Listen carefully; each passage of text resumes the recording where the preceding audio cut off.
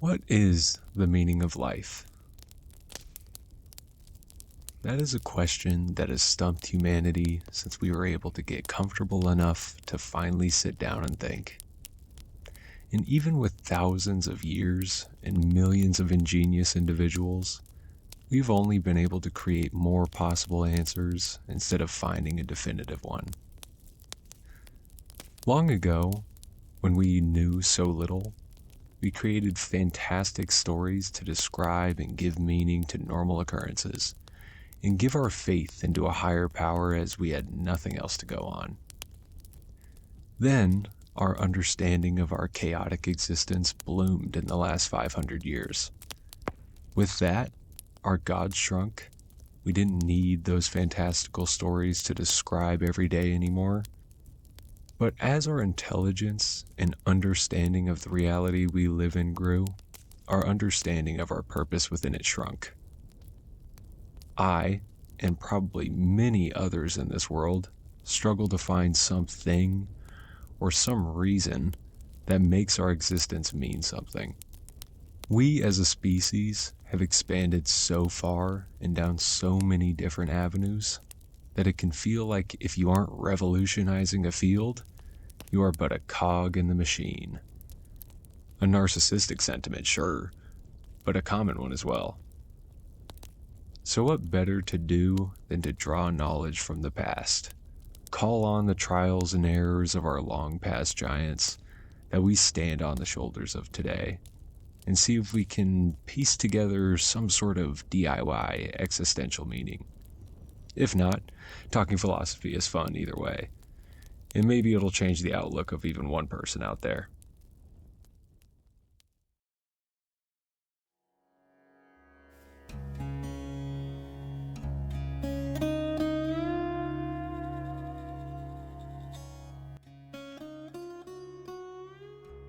Religion has always been an interesting one for me.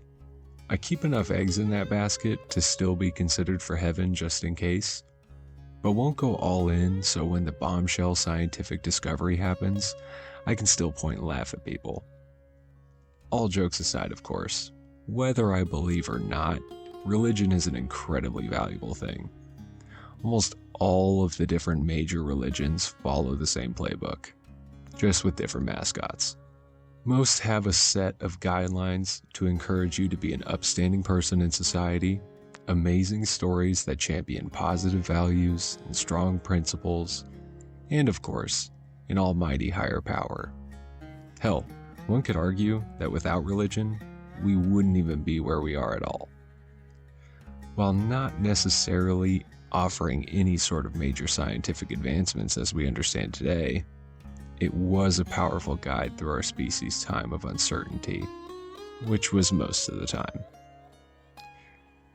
Just to clarify though, religion, or the Catholic Church I'm referring to specifically, hasn't been completely out of the science picture.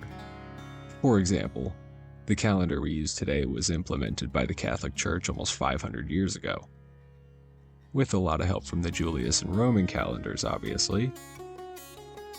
But they also held trials and enacted punishment against the astronomer Galileo for his heliocentric theory. Safe to say, their scientific contributions don't quite match up to their loyalties to their teachings. I'm getting off topic though. The meaning of life through the lens of the followers of God. First off, Christianity. I will be lumping Catholicism and Christianity together for this, since they are the same thing. I know neither group really likes to hear that, but this is just to make it easier for me since they are so similar. So what does Christianity teach us in regards to the meaning of life? It's surely a good one seeing as there are around 2.4 billion followers. Well, it tells us that God is our creator. We were created by him, for him, and to not live for ourselves. Gotta hand it to God, that is not really a huge ask. If I created something sentient, and it just told me to fuck off, I would probably be pretty upset. But with him being our creator, we have to live by His will. He has helped us with that by giving us a list of 10 commandments. 1. You shall not worship any other gods. 2. You shall not make idols. 3. You shall not take the Lord's name in vain. 4. Keep the Sabbath day holy. 5. Honor your parents. 6. You shall not murder. 7. You shall not commit adultery. 8. You shall not steal. 9. You shall not bear false witness. And 10. You shall not covet, or just to be overly jealous. If you live by those commandments, you will be able to get the all-access pass to the eternal Disney resort in the sky. But if you don't, you just may have to experience the wrath of God when the day of judgment comes due. That seems awfully grim. A do-or-die sort of situation. Thankfully, a guy named Jesus Christ came along and granted us a more lenient way of going about it. Big JC offered up his mortal existence by dying on the cross at the hands of the Romans to atone for the wrongdoings of man, essentially giving everyone the opportunity for forgiveness and to come back into the good graces of God when we are led astray. In the Christian faith, all roads lead to God. Good or bad, one day we will all face Him and answer for our rights and wrongs. The meaning is to serve God by being good to yourself and, more importantly, to others, to achieve the truly grand afterlife. Now Islam.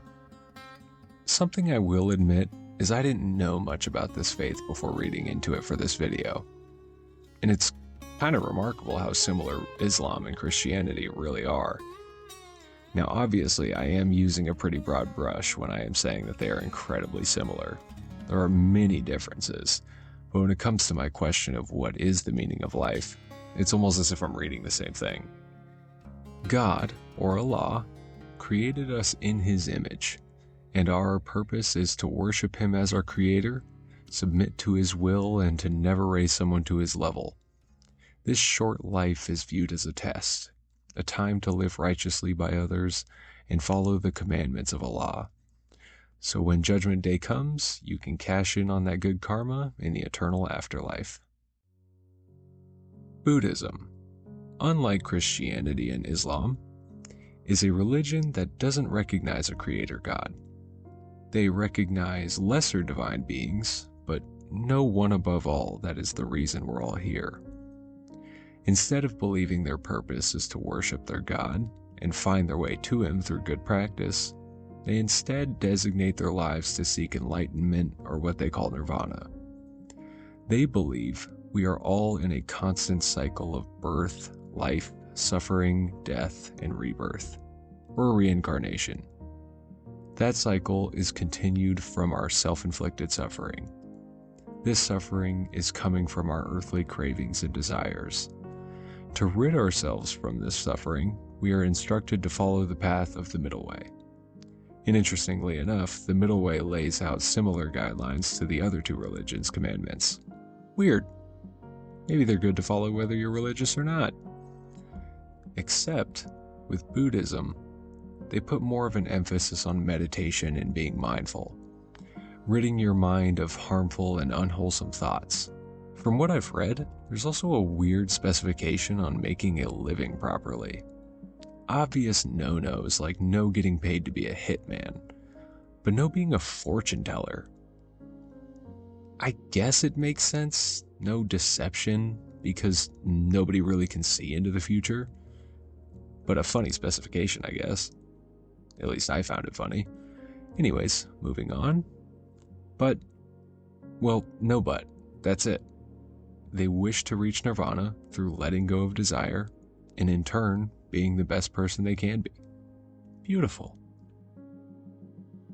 Now, I would also discuss Hinduism here, but I can't believe how massive that religion is when I was trying to read into it. Not to say the others aren't as in-depth, but Hinduism has a history of like 4,500 years, and nobody truly knows its birthplace. I'd say it's a bit unfair to try to interpret every little bit of their deep meaning of life into a couple minutes, so I won't even try. At least not in this video. With all that, what have we learned? Well, on one hand, religion is a pretty amazing answer to that question. It fills our sense of purpose and hands over the burden of uncertainty to a higher power that is very much certain. Whether that be a god or a primordial cycle binding all creatures to it, no matter what it is, you could submit your life to it, live by its tenets to achieve what your life was made for. Now, on the other hand, it is quite the gamble. I mean, I've never even seen a picture of God. Our best accounts of Jesus are from a book, and reincarnation says you can even come back as a small animal. Pass. What I'm really trying to say is, most of these religions always come back to you needing to have faith in that massive unknown. And that is kind of scary. There is truly no definitive proof of our past lives, and if nirvana is real, or if there is a big man in the sky waiting for us at the pearly gates. It's hard not to be skeptical. So let's look at the skeptics. Who are they? Emo people. No, they have nothing good to say. Let's instead look at the biggest deflator to any conversation: science.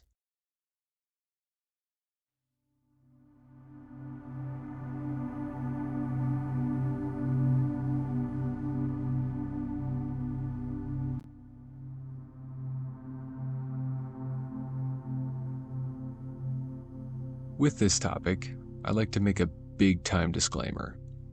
Lots of this information is going to be heavily summarized.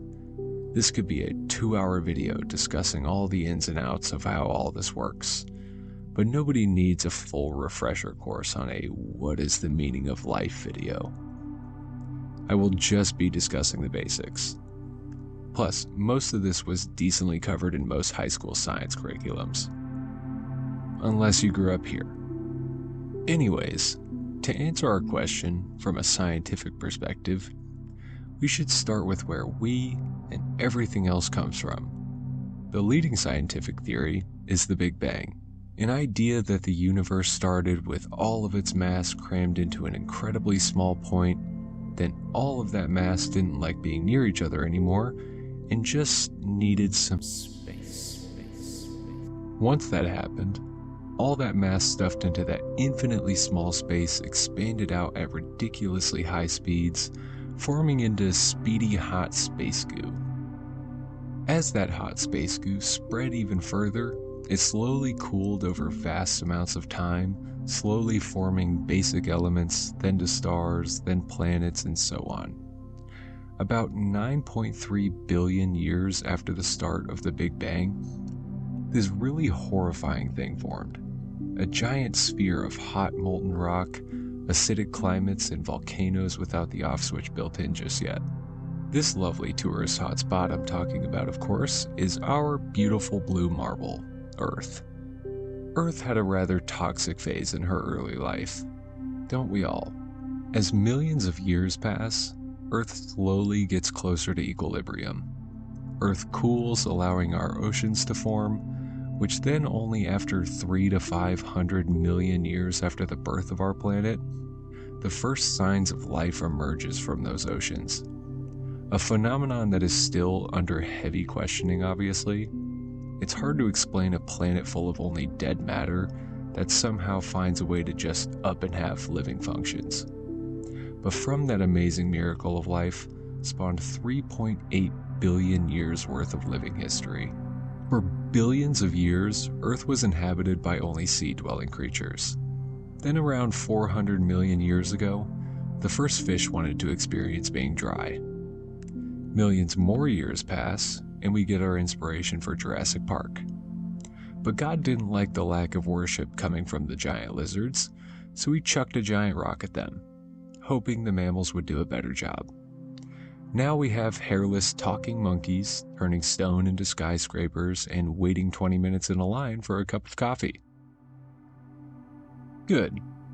Now we're all caught up. But our past doesn't really give us a good insight into our meaning. It only tells us the story of how lucky we are to be here. Unfathomably lucky. For our meaning, we need to look into the future, the far, far future. What does the future look like on such a grand scale?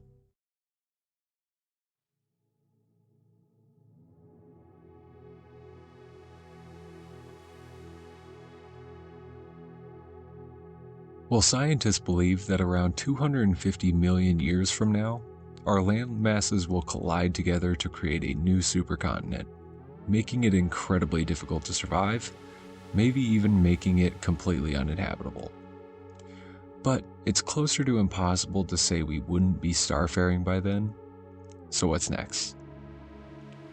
Well, the very thing that created everything we know today will inevitably become our worst enemy. The sun, same as its many other kin, in about 5 to 7 billion years will age and grow to be a red giant, completely swallowing the inner planets, including Earth. But again, we will surely be starfaring by that point, so it should be no problem for our future brothers and sisters. So is our purpose to advance far enough to be able to colonize the vast reaches of space? Well, let's do a little time skip. Fast forward many trillions of years, we have a few possibilities. The Big Rip is an idea that the universe will expand at increasing speeds, increasing exponentially to the point where gravity will be overcome. Stars and planets won't be held together anymore, eventually getting to the point where even the very atoms that make up everything will be torn apart, leaving an individual particle soup. No more structures, no more complexity, just uniformity of absolutely nothing. Or the Big Crunch. This one is the polar opposite of the Big Rip. We will continue expanding to the point where the forces that propel us outward will slow down, in turn giving in to gravity. Everything will come crashing back into each other until all the mass in the universe is unified once again. A lot more of a fiery end, but maybe a sign of a repeatable life cycle. Big Bang to the collapse to another Big Bang. And of course, the Big Freeze.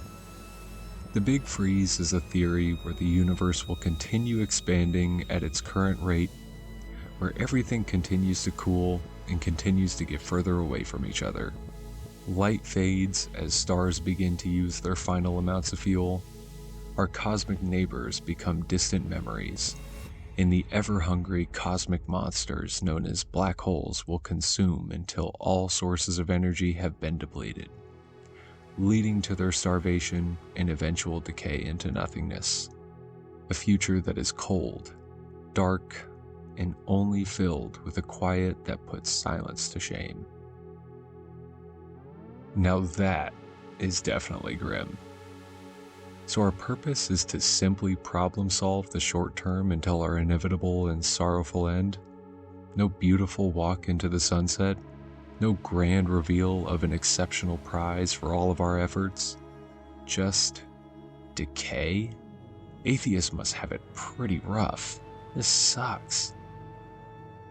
But unfortunately, yes. With what we know about our universe in this day and age, we seem to be only working towards our extinction, leaping hurdle after hurdle until the universe rips the floor out from under us. Now, in all honesty, this is a little dramatic. These timescales mean absolutely nothing to us. It's a little silly to say that life is meaningless because we will inevitably run into the end of the universe in trillions, maybe even quadrillions of years. But I suppose if we make it larger than ourselves and return to the question of what is the meaning of life, not just humans, then yes, it is meaningless.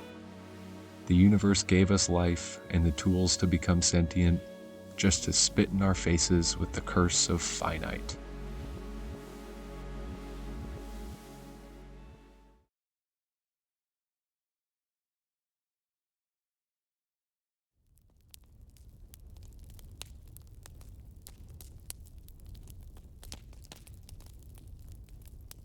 So what really is the answer? Is it to worship our Creator until our time is up on this mortal plane? then be welcomed into his embrace to experience serenity for eternity? Or is it to accept the science and problem solve the short term until the unstoppable weight of the universe eventually snuffs us out? Unfortunately, I am only a human, same as you, so I have no way to give a definitive answer, but I was given the blessing and the curse of sentience, so I can at the very least speculate. I am not a follower of the Lord. I struggle to find faith in a higher power. I tend to follow the line of science more often than not, which often leads to a sense of dread that can bog me down quite a bit. So my take might be biased based on this, but I think it can be relatable for most people regardless of your beliefs. There is no meaning to life. Trying to find an answer to such a grand question is almost impossible. Instead, the question should be, what is the meaning of your life? I can tell you all flat out, your life is very meaningful. Maybe not necessarily to me, but to someone. It's tough to find meaning in a world that we live in today. Seems as though everywhere we turn, there's always something there to remind us that there is no reason. But I'm here to tell you there is a reason, whether it's big or small. Whether you found a billion-dollar company or save a puppy off the street, you have a meaning. The only thing I can't do is tell you what it is.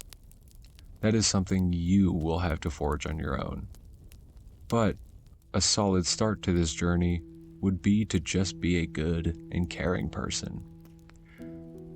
You may be walked on, you may be cast aside as a pushover, but you can go home every day knowing in your heart you gave the best possible version of yourself to everyone around you. And who knows, one of these days of giving complete and unbridled kindness, you may cross paths with a soul on their last leg.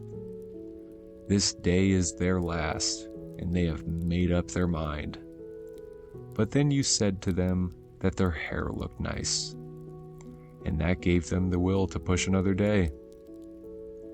Then the very next day, the day after they decided to end it, they land their dream job, helping homeless people at a food shelter. A whole new life was born, all from your kindness. Without you, that person wouldn't be with us. You have a purpose, whether big or small. The meaning of life is scary, filled with suffering and seemingly no meaning. But the meaning of your life is filled with love, complexity, and the ability to choose what you want it to be. And at the very least, our science tells us we are unfathomably lucky to be where we are now. We rolled the biggest die in the universe and landed on just the right number. So until you find your own, taking advantage of our impossible luck isn't a bad meaning either. Maybe I'm all sorts of wrong. Maybe I couldn't be further from the truth. But writing this gave me a meaning, and I couldn't be happier with it. I would love to hear from you all, whether you agree or disagree. Help me open my eyes to a new perspective, and maybe I can do the same to you.